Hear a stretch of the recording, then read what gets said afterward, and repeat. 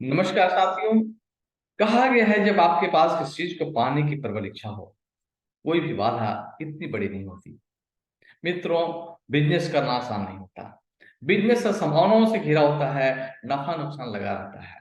कई बार तो बनी बनाई कंपनी बिक जाती है, रातों रात चीजें बदल जाती है। बिजनेस में कोई गिर जाता है तो कोई गिर कर संभल जाता है।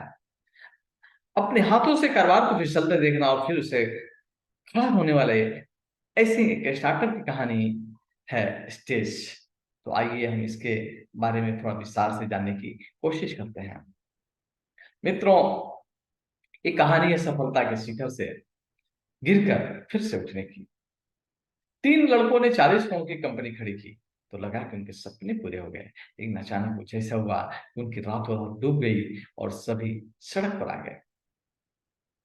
समस्या विकट थी लेकिन जुनून उससे भी बड़ा था। तीनों ने फिर से अपना बिजनेस खड़ा करने की ठानी और मेहनत रंग लाई। इसलिए कहा गया है, ये मत कहो खुदा से मेरी मुश्किलें बड़ी है। ये मत कहो खुदा से मेरी मुश्किलें बड़ी है। ये मुश्किलों से कह दो मेरा खुदा बड़ा है। मेरा खुदा बड़ा है। मेहनत रंग लाई और पहले से 10 गुना बड़ा कंपनी खड़ा कर दिया, यानी 40 करोड़ रुपए का टर्न कारोबार बना दिया। ये कहानी है विनय सिंघल, प्रवीण सिंघल और शशांक मिश्र। उन्होंने क्या किया, कैसे किया, यही इस सक्सेस स्टोरी की जान है। मित्रों, विनय और प्रवीण हरियाणा के भिवानी के रहने वाले हैं, जबकि शशांक मध्य प्रदेश के इंदौर के पास के रहने वाले हैं। इनकी कहानी बताती है कि यदि आपके लिए एक दरवाजा बंद होता है तो दूसरे कई दरवाजे खुलते भी हैं। जिन्हें हार नहीं मानी वे कामयाब हुए।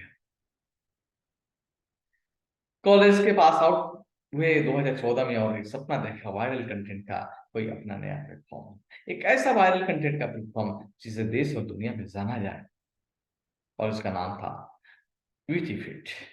ये फेसबुक पर एक पेज था जो लोगों के लिए फनी और इंटरेस्टिंग कंटेंट शेयर करता था। कंपनी ग्लोबल लेवल पर थी और उस समय उनके पास कोई जगह कई जगहों पर ऑफिस है। कंपनी में 125 लोग काम कर रहे थे। लगभग 40 करोड़ की कंपनी बन चुकी थी। 25 नवंबर 2018 को फेसबुक ने बिना किसी नोटिस उनके पेज को ब्लॉक कर दिया। एक पल में उनकी कंपनी गायब हो गई और वो सड़क पर आ गया। मित्रों, विनय बताते हैं कि सब कुछ शून्य हो चुका था। विनय सदमे में आ गए लेकिन वे हार नहीं माने।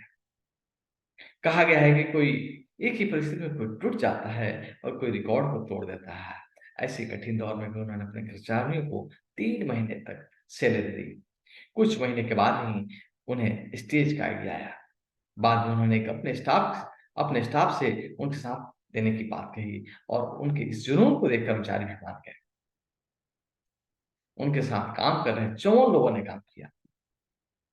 1 नवंबर 2019 को विनय ने अपने साथियों के साथ मिलकर स्टेज लॉन्च किया और आज कंपनी की वैल्यूएशन 300 करोड़ से अधिक का है। मित्रों, दरअसल देश में 22 से ज्यादा भाषाएं बोली जाती है, लेकिन बोलियां अनगिनत है। कोई हरियाणवी बोल रहा है तो कोई मारवाड़ी। तो सवाल आता है कि ये स्टेज का आइडिया आया कैसा। 2019 की बात है, ओटीटी का दौर शुरू हो चुका था। विनय बताते हैं कि जब हरियाणा में ओटीटी प्लेटफॉर्म सर्च किया तो मुझे नहीं मिला। यहीं से स्टेज की शुरुआत हुई। हमने लोकल बोलियों में वेब सीरीज बनाना शुरू किया। ऐप के जरिए उन्होंने लोकल बोलियों में लोकल कंटेंट बनाना और सर्कुलेट करना शुरू किया। विनय का कहना है कि स्टेज देश का पहला देसी बोलियों का ओटीटी प्लेटफॉर्म है। इसे हरियाणा का पहला नेटफ्लिक्स भी कह सकते हैं। इसलिए मित्रों, कहा गया है, कौन कहता है आसमां में सुराग नहीं होती। कौन कहता है आसमां में सुराग नहीं होती। तबीयत से पत्थर उछालो तो यारो।